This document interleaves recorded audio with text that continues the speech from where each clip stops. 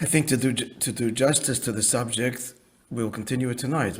Whatever we cover now, we cover, which will already be answers to a certain degree. And that is as follows. So, when Rosh Hashanah falls on Shabbos, so the Mishnah says, as this year, that in the Beis HaMikdash they used to blow the shofar, but the rest of the country, the rest of the world, they did not. What's the reason for that? So, the reason the Gemara brings, and the Babylonian Talmud, the Bavli, because of a decree. The sages ruled out blowing the shofar because of the fear that maybe on Shabbos there's someone who has a shofar, doesn't know how to blow it, wants to blow it, will carry the shofar in the public thoroughfare from his home on Shabbos, and thereby transgress Shabbos because he's carrying the shofar to take it to the rabbi, the baki, the one who knows how to learn how to blow, to teach him how to blow. And therefore they said, because of this fear, we're not blowing shofar on Shabbos Rosh Hashanah. So, first of all, if you think about it, it is the probability of such an event happening is, what's the expression? Infinitesimal. First of all, you don't blow the shofar. The mitzvah is not to blow, the mitzvah is to listen. Go to shul like everybody else does. Finished. You're going to take your shofar. Secondly, you don't know Shabbos you can't carry. I mean, you know that you have to blow shofar, and you know that there's laws, and you know you don't know how, but this much he doesn't know, or he's too excited, he's going to forget and carry. It's beyond remote, and yet the sages, the Chachamim, ruled out blowing the shofar Rosh Hashanah. So why? But that's not the real question. The real question is this. The Gemara says that mitzvahs hayoim b'shofar, what characterizes and defines Rosh Hashanah is the blowing of the shofar. Why is the blowing of the shofar the essence of Rosh Hashanah? As is known, there are many reasons to blow the shofar, as outlined by the famous Rabbi Sadia Gaon. The primary reason is coronating Hashem as king. It says in the Gemara, Hashem says to every Yid, please say before me, Imru lefanai b'Rosh Hashanah, Malchus, Psukim of Malchus, and Psukim of Shofres, and Psukim of Zechronos, right? That's the Musaf of Rosh Hashanah. Why? Kadesh Talmichuni Aleichem, in order to make me king over you. And how is this done? Ubamer, the Gemara concludes, b'Shofar. So what happens to the whole Talmichuni Aleichem? What happens to the coronation of God as king? That happens, and that's the primary reason for the blowing of shofar. So it's done away with completely because of the most remote possibility. And we're depriving this, aside from that, sometimes the question is asked, we're depriving this from great people and tzaddikim and so on because of an ignorant Jew. But, all right, an ignorant Jew is one thing, but again, the possibility, he has a shofar, he wants to blow it himself. Go to shul. It's to be clear, there's no mitzvah to blow the shofar. No mitzvah to blow the shofar. Mitzvah is to hear the shofar. One person can blow for 1 million people if they could hear him. I mean, thousands for sure. So the whole thing is, but again, by not blowing shofar, except for in the Beis HaMikdash, now there's no Beis HaMikdash, what happens to the whole coronation of Hashem as king? So the classic answer that's brought in Kabbalah and Chassidus is this. When Rosh Hashanah falls on Shabbos, so the coronation of Hashem happens by itself. We don't have to do it. Why? What's the whole coronation? As we learn, on Erev Rosh Hashanah, starting tonight, at candle lighting, Hashem withdraws his desire for creation. Hashem chose to have a desire. He didn't. Let me just to make clear. God didn't start with a desire to create. A desire is a limitation. The desire is a limitation. If it's fulfilled, good. If the desire is not fulfilled, you're lacking something. God has no desires. He chose to have a desire. Good. He chose. He chose to decide to have a desire, and once the desire did it to create a world and have a relationship with us and everything else. This is withdrawn out of Rosh Hashanah. The desire is withdrawn. And what happens? Every year Rosh Hashanah, the desire is revealed again, ever deeper. His desire for creation, relationship with us, Torah and mitzvahs, all of it is expressed by Hashem every year, ever deeper. Now, normally, if that's not on Shabbos, who elicits this from him? We do. On Shabbos is a day of divine delight, Tainuk, this desire of Hashem for creation. We don't have to summon it, it happens by itself. Just like the sanctity of Shabbos, Hashem confers. Unlike Yom Tov. Who creates Yom Tov? Yom Tov is created by Bezdin, based on the witnesses seeing the moon and the count and the calculation. It's a whole complex cheshbon. But Shabbos is sanctified by Hashem without our avodah. That's why you'll notice when we make a bracha and Kiddush, and likewise in Shemoneh Esrei, the order of the blessing when we talk about the Yom Tov, and if it falls on Shabbos. So if it's Shabbos, it's Mekadesh, HaShabbos, V'Yisrael V'Azmanim. Shabbos, Eden, and then Yom Tov. Why? Because Shabbos, Hashem creates. Yisrael Hazmanim. We determine when Yom Tov is. So that's the classic answer. The classic answer is there's no need for shofar. The whole point of shofar is to elicit Hashem's desire. Hashem expresses it without our avodah, mekadsha v'kaima. So there's no need. So therefore, even for the most insignificant, it seems remote, far-fetched reason, it was enough for the Chacham to say, there's no shofar on Shabbos because there's really no need for it. Why did they blow in the Beis HaMikdash? Because in desire itself, there's levels. So in the Beis HaMikdash, this holy place where God is revealed so powerfully and so deeply, there, in addition to the desire that Hashem reveals on Shabbos, through blowing shofar, they can reveal even a deeper desire, a deeper tainuk. In desire, there's levels of investure. So it's endless. So in the Beis HaMikdash, that's the window to heaven, the gateway, Shara Shamayim, that's what it's called, the gate to heaven. So there, even though Hashem is anyway revealing his delight and desire for creation, without our avodah, there they touch it and elicit it even deeper, which is why they blew it there. This is the standard answer that's brought in Chassidus. But the Rebbe asked, but we have a big question still. It's a fact. The whole avodah of Rosh Hashanah, as Hashem is saying, you elicit it from me. I want you to touch me. I want you to tell me that you want me. I want you to open up to me in a way you have never done before. I've explained at length the last few weeks. A real Rosh Hashanah means, friends, something in my life where I never denied there's a God, for sure not. And I'm a generally observant Jew and a chassid, a tzaddik and everything else. But everybody has his little dark corners where that's for me. That's my moment. That's my... Open up that door, allow Hashem in there. That's a real Rosh Hashanah. That's a real Rosh Hashanah. And we have a whole month to think. This is serious and a commitment. Going forward, not negotiable. Till now I gave excuses and passes for me. This door is open. That's Rosh Hashanah. It's our avodah. It's all about us coronating God as King. Tamlichuni aleichem. That's why Rosh Hashanah is the anniversary of the creation of, not of the world, but the creation of Adam and Chava, because the day was created, he said, come, let us bow down, Hashem Molech Geis, Lovish God has gabbed in glory. We say this every Friday night. We start Friday night davening with this, because that's what Adam Moishe said in the first Friday of history. He coronated God as King, and that's what we need to do every year, ever deeper. So what happens Shabbos? What happens Shabbos to our avodah? The whole thing is we need to choose. As we've explained, why there are two beginnings to the year. Pesach is the beginning of the month. Rosh Hashanah is the beginning of what? Of the year.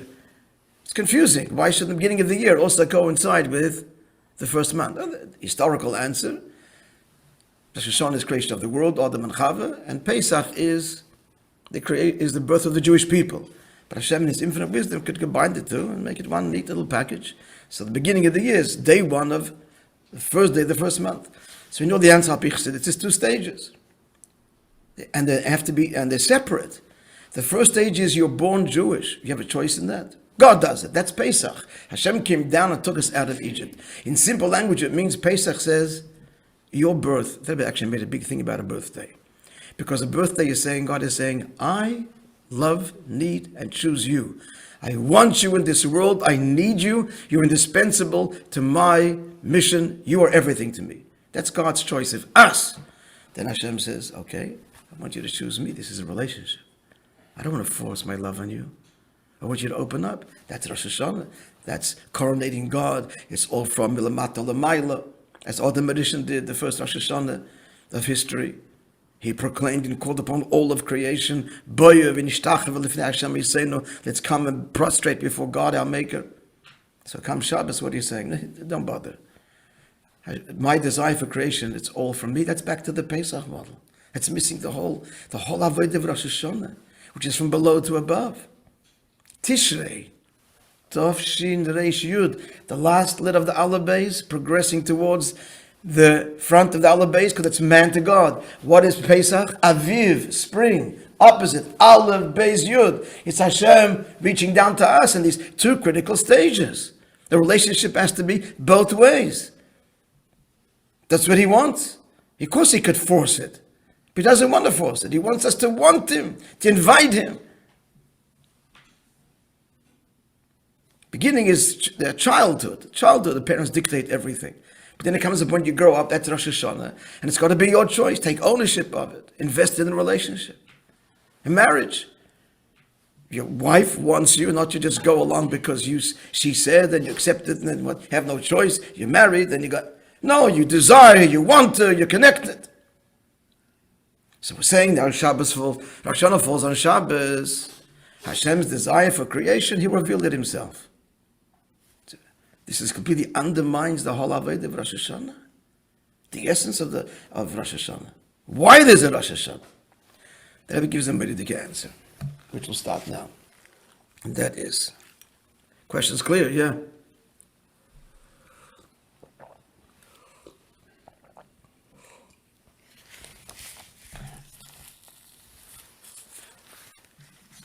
The answer is that when Shabbos, Rosh Hashanah falls on Shabbos, not only is there no lack of our avodah, it's even higher. What? We're not blowing shofar, so how is it higher? What are we doing? Answer.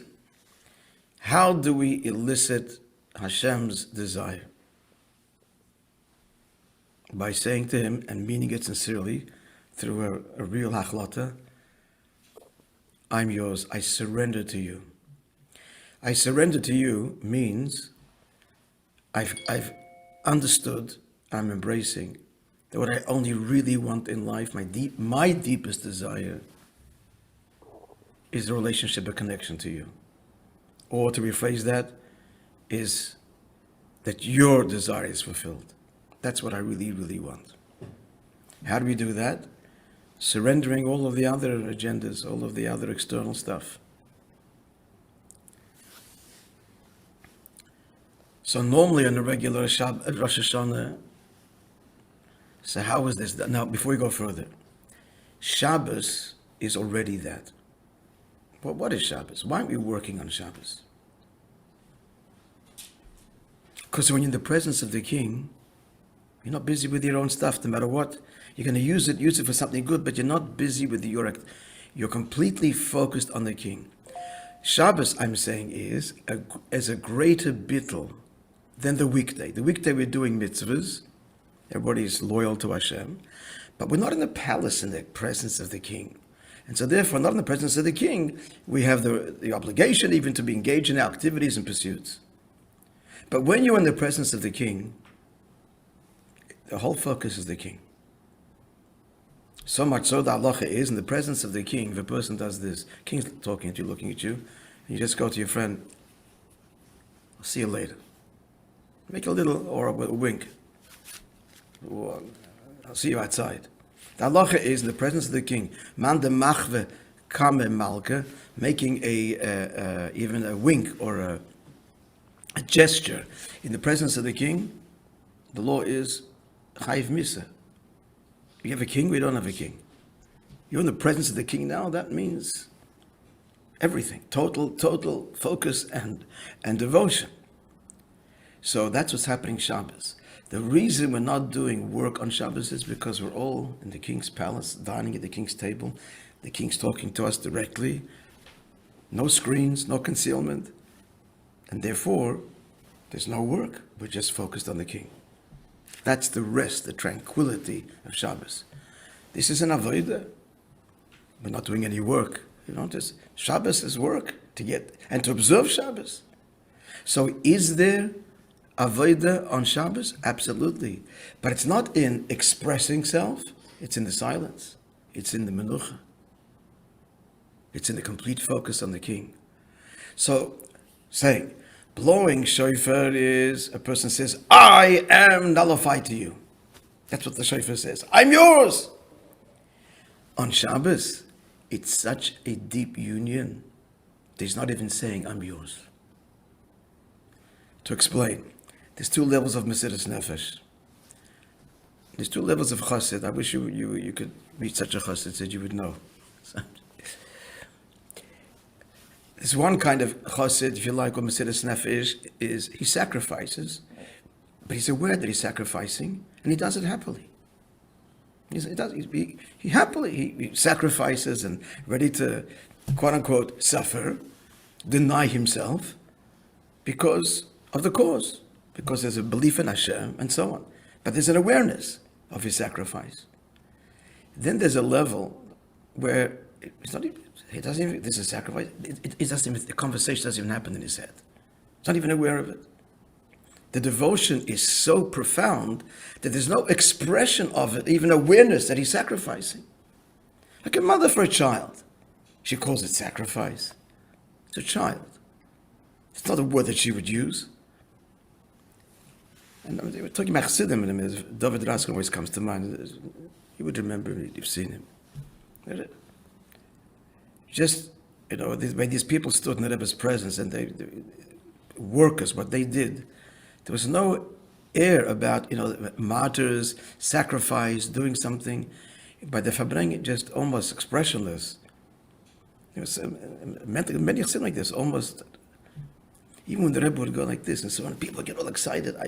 I don't think I ever looked at them because who would, but trying to think. I can't imagine even that. Even getting excited. There's wow, there's no awe. You're beyond that. There's complete devotion, finished.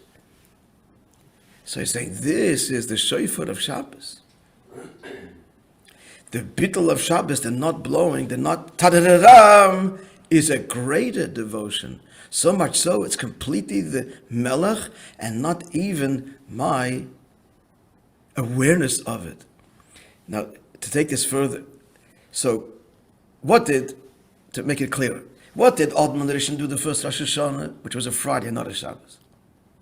So he proclaimed to creation, there's a creator, explain to them, bow down and acknowledge.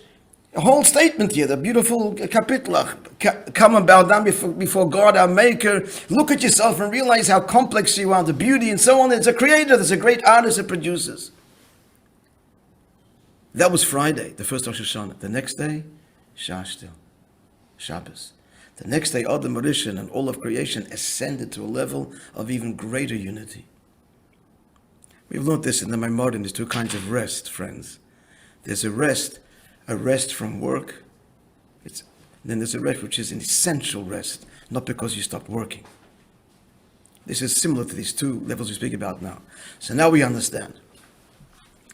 We understand we're not blowing the shofar on Shabbos Rosh Hashanah.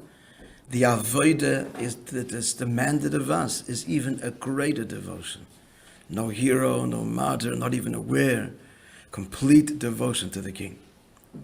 Now, what needs to be explained is, if that's the ultimate, and it's actually so what the Zohar says about the shofar, it's kola pnimo de lo yishtama. It's an inner voice that's not even heard. And even when we do blow shofar, mind you, what's the mitzvah? Everybody should take a shofar in the hand and blow it. Even when we do blow. It's an interesting thing. Comes to Lulav Esrog, Matzah. I don't think there's any other mitzvah like it in the Torah, where someone else does it and you listen. There's no such mitzvah in the Torah like that. There's Megillah, but that's midrabanan. All Torah mitzvahs, Shema, you say the Shema. Lulav, you take it. Matzah, you eat. Shofar, one person blows. The mitzvah is the Shmoya. Because even when you do blow it, it's not everybody takes, Eretz Du, I'm here, Papa, I'm yours, one person blows, we all listen. There's already an element of this humility, even in the way we blow the shofar, and it's supposed to echo the silent voice that comes from within. When it comes on Shabbos, it's pure. It's pure. Now the question is, so why did they blow in the Beis HaMikdash? So this we're going to leave for tonight, Be'ezrat Hashem, and add some more detail to what we said. To what we said now, and I'm just going to start by saying. So we gave a beautiful explanation why we don't need the shofar on Shabbos. It's higher, the bittul is greater. It's a silent, not even self-aware sacrifice. It's not sacrifice, it's your will, and that's all. That's all. Whatever. It hurts, it doesn't hurt, no difference. It's you. Shavisi Hashem, everything is equal. Right? Now, but what's the halachic reason that they suspended? The Chacham didn't come along and say, has a chaim. It's Shabbos. We don't need the. Why didn't they say that? We don't need shofar. Shabbos is the avodah which we just explained. There's no shofar. We'll explain why in the Beis HaMikdash. We're leaving that unanswered right now. For thousands of years, what's the reason we all know that if we don't blow shofar on Shabbos? Because a yid who doesn't know might carry. How does this fit in? So that will explain tonight that in this little halacha, that this ignorant Jew, again, they're almost theoretical, that wants to blow but doesn't know how, might end up carrying, and for that we suspend the shofar. That's all connected to what we're saying now. It's not something else. That is the window, that is the key. Here's where the essence of the complete connection to Hashem is expressed in, you're already hearing it, in our concern for this Yiddilah. No one's going to blow because of him. This is not something else. This is really expresses in essence what it's all about. But that we will address, God willing, tonight. Now we're going to make our way to Slichus.